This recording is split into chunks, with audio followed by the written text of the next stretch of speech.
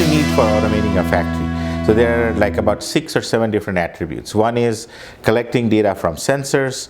The other is maybe transferring recipes up and back and forth. You want to control the equipment. Maybe so two-way communication is important. So there is about 6 different aspects. If you look at it, most protocols have some aspect of that.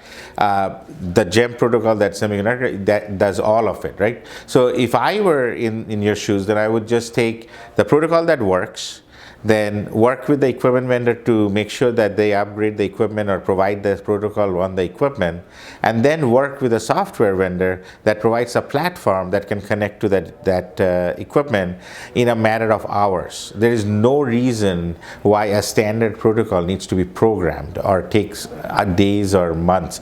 So there is a whole industry that does equipment integration.